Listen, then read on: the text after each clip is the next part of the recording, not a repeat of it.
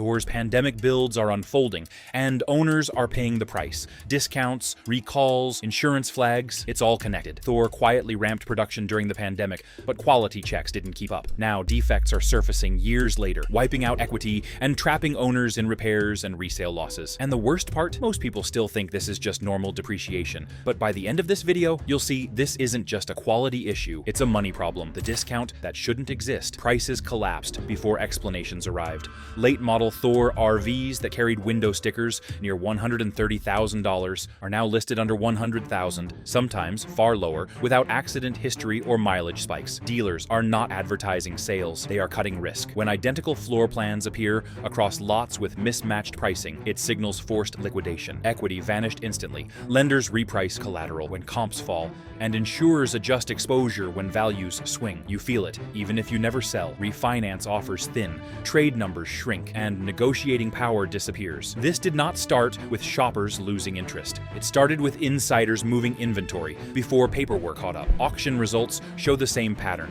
with bids resetting downward across recent build years. That reset tells you something broke upstream. Dealers know it, which is why urgency replaced confidence. The discounts look generous, but they are defensive. The real reason matters more than the number on the tag, because it decides whether prices stabilize or keep sliding. And the reason is not demand, softness, or seasonality. It is defect exposure being priced in quietly before headlines explain it. Follow the recall letters that triggered the money chain nationwide next. Recall letters trigger the money chain. Reaction. Recall letters landed quietly, but the financial impact was immediate. Notices citing propane heat, shield failures reclassified specific vehicle identification numbers overnight. Insurers flagged those numbers as elevated risk, adjusting premiums and, in some cases, pausing coverage until repairs cleared. Lenders followed, freezing refinancing and tightening terms. That sequence matters because assets are priced by risk, not intention. The moment a RV is labeled pending repair, market guides adjust downward. Sellers lose leverage while waiting for parts, and buyers demand discounts to compensate for uncertainty. Even owners who planned to keep their units felt it through higher insurance bills and reduced borrowing options. This was not about fixing hardware. It was about repricing ownership. The recall exposed a vulnerability already known internally, but invisible externally. Once public,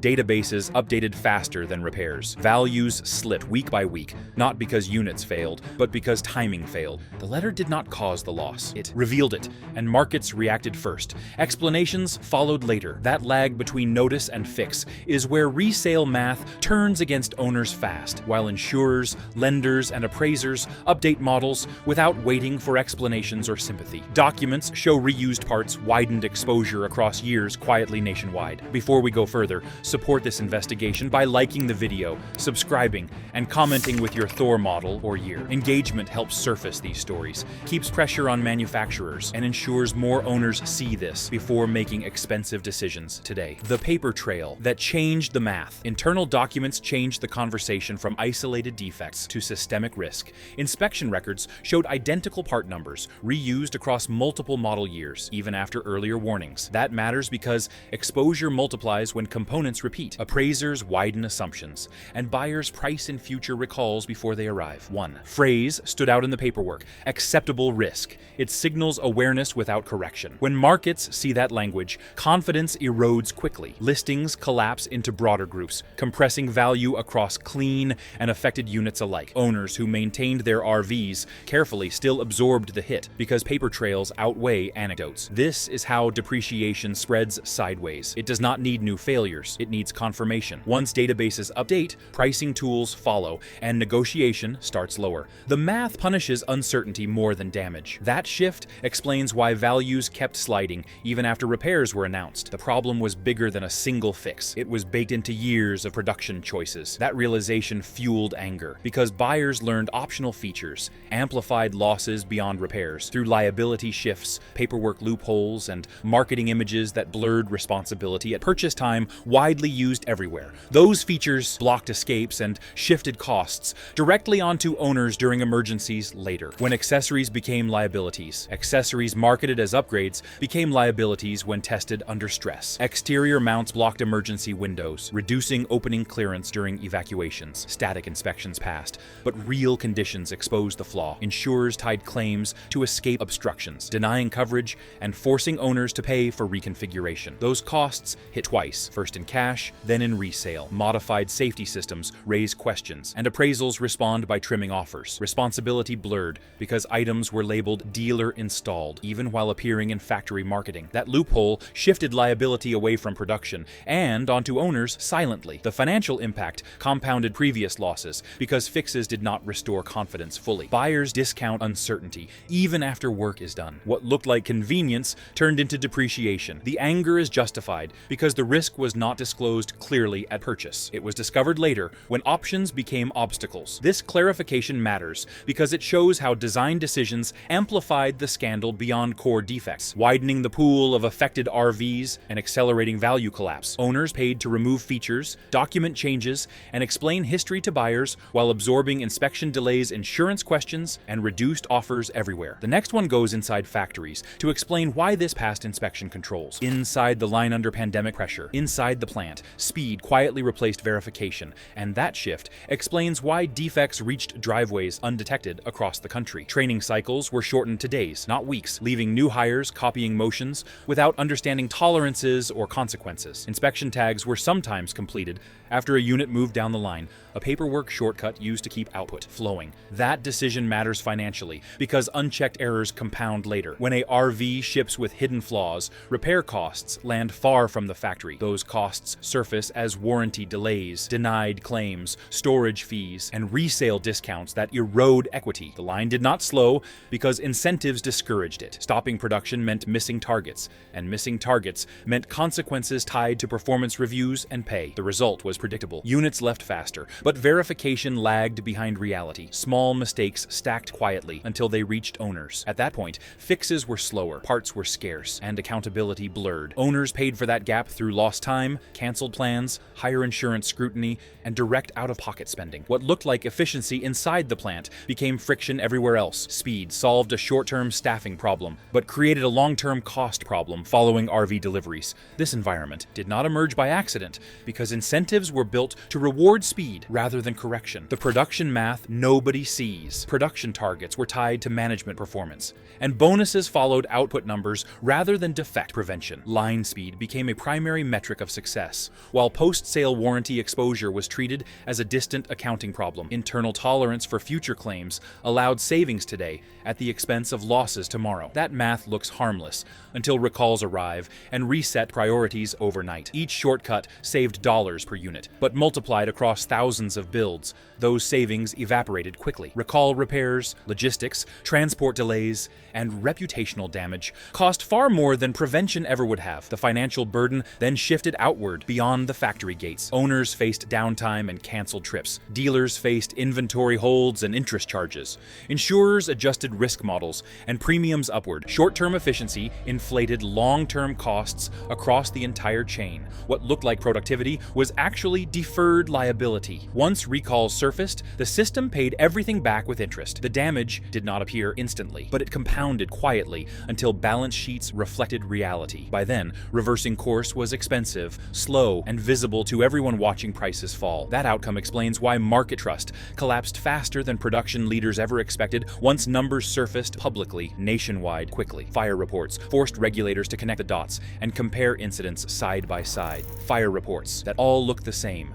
Federal incident reports revealed identical burn patterns across multiple cases, pointing to a single cost-cut component hidden in plain sight. Thin, stamped steel mounts flexed under heat and vibration, stressing propane lines until microscopic cracks formed and leaks followed. When ignition occurred, losses exceeded 6 figures per unit, wiping out equity instantly. These were not isolated events or owner errors. Reports shared the same signatures, same locations, and same failure sequence, confirming repeat failure rather than misuse. That distinction matters financially. Fire totals reset valuations the moment they are logged. Insurers reassessed exposure, adjusted underwriting rules, and raised premiums across entire model ranges. Market guides followed by applying worst-case assumptions to all similar builds, not just burned units. Even RVs without incidents suffered depreciation by association because buyers price risk before proof. Auctions reflected this shift quickly, with bids falling well below prior months. Once fire data enters national databases, it It never disappears. It lingers through future listings, trade negotiations, and insurance quotes. Repairs cannot erase history. The damage spreads silently, reshaping values long after flames are gone and headlines fade. That lingering risk continues influencing decisions long after owners believe the issue resolved on paper, alone officially. Investigators then examined structural supports and found another weakness waiting beneath the chassis,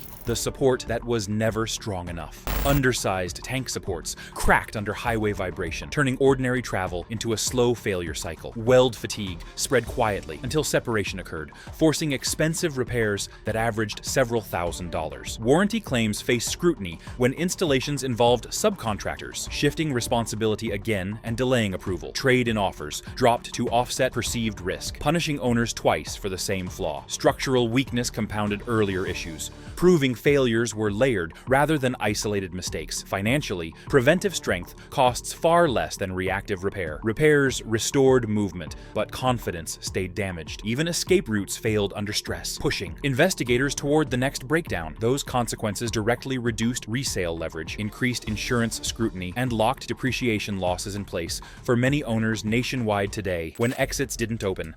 Independent safety testing showed how theory failed timing. In controlled smoke trials, visibility dropped within seconds, while heat rose faster than evacuation plans assumed. Doors that passed static checks resisted opening once seals warmed and frames flexed. Windows advertised as emergency exits jammed against brackets and trim. The clock mattered. Standards allow limited seconds to clear a cabin, yet recordings showed exits opening far slower under stress. Insurers responded with risk surcharges tied to escape performance, not brand promises. Policies were rewritten quietly, increasing premiums or restricting coverage for certain vehicle identification numbers. That shift hit wallets immediately. Quotes rose, renewals stalled, and some carriers declined new policies altogether. Lower insurability feeds resale math because buyers need coverage to finance. Listings lingered, prices softened, and sellers accepted less to move units. None of this required a fire on record. Test data alone was enough. Complaints surged as owners compared notes, sharing videos and reports that contradicted brochures. Calls increased, emails piled up, and response times stretched. Each delay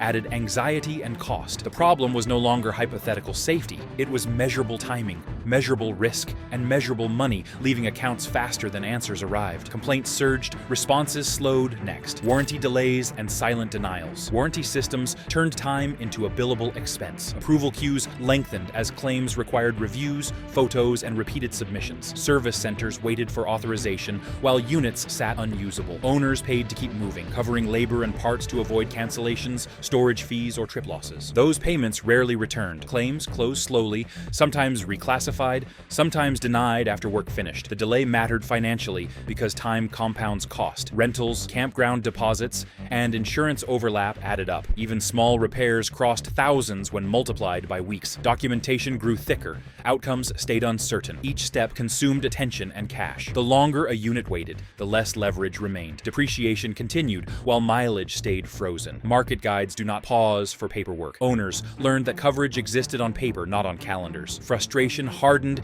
into decisions to pay out of pocket. That choice protected schedules, but weakened resale. Receipts showed non-warranty work, raising buyer questions later. Meanwhile, dealerships carried their own burden, holding inventory tied up by the same delays. Service bays filled, cash flow tightened, and patience thinned across counters. Time, once invisible, became the most expensive component. Dealers were already underwater as delays spread everywhere across sales floors. Ledgers daily. If this analysis helped protect your money, subscribe now. These market shifts move fast, and future updates matter even more than headlines. Staying subscribed means you see the warning signs early, before prices move, inventory tightens, or options disappear entirely. Floor plan pressure forces bad sales.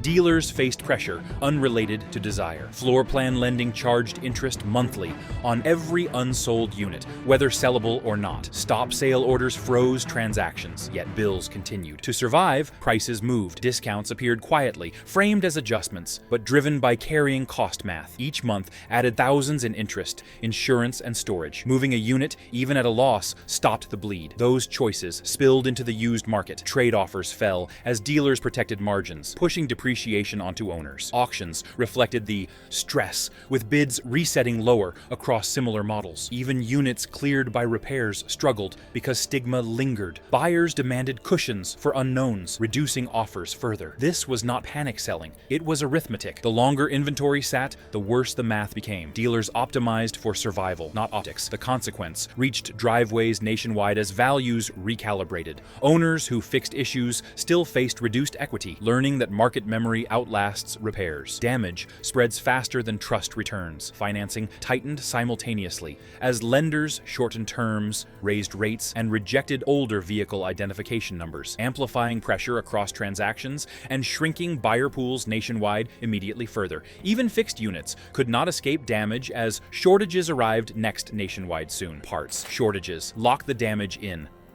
Parts availability locked losses in place. Critical components were listed as unavailable or under development, halting repairs after approvals. Units sat immobilized for months, generating costs without use. Storage fees, insurance overlap, and alternative lodging drained budgets. Depreciation did not pause. Market values fell while odometers stayed still. Service centers cannibalized inventory, delaying others. Owners faced a choice between waiting or paying again. Neither recovered value. The delay widened, spreads between asking and selling prices, freezing transactions. Buyers avoided uncertain timelines, pushing demand lower. Each stalled repair extended financial exposure. The shortage also distorted comparisons, as fixed units competed against unfixed ones at similar prices. That confusion punished diligence. Ownership costs continued without mobility, turning sunk costs into ongoing expenses. Pressure accumulated quietly until regulators noticed patterns across regions. Supply delays also affected resale timing windows because seasonal demand passed while repairs waited. Missed selling months meant lower offers later, even after fixes, compounding losses already absorbed through insurance and financing adjustments. These gaps removed negotiating leverage and shifted power toward buyers with patience and cash, ready to wait through extended listing cycles nationwide. All of it favored timing over urgency for outcomes alone. Regulators finally stepped in as data converged across states and regions nationally together. Congressional heat changes the equation. Congressional hearings changed the financial equation by turning quiet defects into public risk. Lawmakers questioned repeated tolerance decisions, comparing timelines across recalls and discovering patterns that suggested awareness without correction. That exposure mattered to markets immediately. Share prices reacted within days, erasing value and signaling higher compliance costs ahead. Suppliers panicked because contracts tied pricing to volume, not remediation. When oversight gains teeth, margins shrink. For owners, this shift matters long-term. Compliance raises build costs now, but stabilizes resale later by reducing unknowns. Markets price uncertainty harshly. Oversight reduces that uncertainty. The immediate effect feels negative, yet the downstream effect favors durability. That balance takes time. The key takeaway is that manufacturing risk is no longer internal. It is visible, priced, and enforced. That changes behavior. New authority changed manufacturing risk and moved timelines forward rapidly. Stop ship power alters timing. Stop Ship Authority rewrote timing across the entire market and changed how risk is priced. Production freezes replaced voluntary recalls, halting shipments the moment known defects surfaced instead of weeks later. Proposed fines per day added urgency, making delay financially painful rather than optional. Mandatory third-party audits removed internal discretion, forcing verification before any unit left the line. That shift raised costs on new builds as safeguards increased, inspections multiplied, and timelines slowed. However, older units began holding value differently. Scarcity replaced oversupply almost immediately. When fewer units ship, pricing behavior changes. Timing shifted from rush to wait. For owners, this alters decisions that once felt straightforward. Buying during a freeze carries uncertainty around updates, parts availability, and future notices. Waiting preserves leverage because information arrives while pressure eases. Markets adjust to rules faster than to promises. And Stop Ship Authority created rules with consequences. Dealers stopped guessing. Insurers recalculated. Lenders revised terms. Each response reinforced the same signal. Verified compliance now matters more than speed. That environment rewards patience. Timing windows widened for cautious moves and narrowed for impulsive ones. The cost of acting early rose, while the cost of waiting fell. Understanding that shift protects equity, reduces surprise exposure, and keeps control where it belongs, in informed hands rather than rushed signatures. Factories responded fast, Once penalties replaced negotiation entirely. Traceable builds replace guesswork. Factories adopted traceable builds to survive after pressure, exposed weak verification. Automated weld tracking now logs torque and pressure in real time, creating digital records that follow each RV from frame to final inspection. Permanent inspection files replaced handwritten signatures, allowing audits weeks or months later without relying on memory. This shift matters financially because prevention costs far less than recall. Catching variants early avoids downstream repairs, shipping delays, and resale stigma. Long-term values benefit when integrity is documented, not promised. However, proof only works if it is checked. Records can exist quietly, while buyers assume compliance. Transparency now shifts responsibility both ways. Sellers must provide documentation. Buyers must request it. Asking for build records is no longer excessive. It is basic risk management. Traceability also shortens dispute resolution because facts replace arguments. When a defect appears, timelines are clear, responsibility is defined, and outcomes arrive faster. That reduces ownership stress and limits surprise expenses. The market will eventually separate documented builds from undocumented ones through pricing. Units with clear records hold value better during downturns. Those without records face steeper discounts. Guesswork used to be normal. Now it is expensive today. Verification became the only reliable protection moving forward, the only protection that works.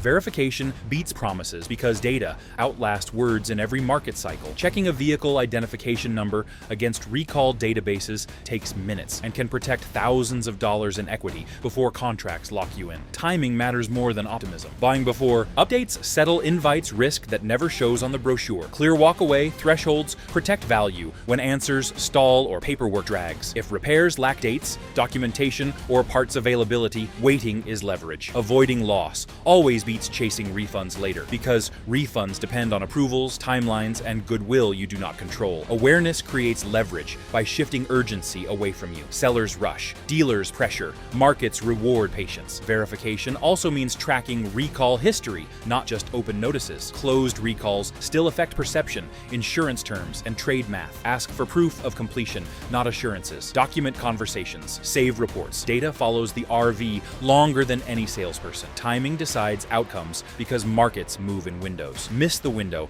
and discounts deepen. Catch it early and options widen. The only protection that works is boring. Methodical verification repeated every time. It does not feel exciting, but it protects money, confidence, and freedom of choice when pressure rises and headlines fade. Thor's pandemic production scandal wasn't one bad batch or a single recall, it was speed replacing verification and owners paying later. Now you know where the losses started, how they spread, and what actually protects your money. If you've got questions, drop them in the comments. I read them all. If this breakdown helped, like the video and subscribe for deeper, faster analysis that keeps you ahead of timing, risk, and hype.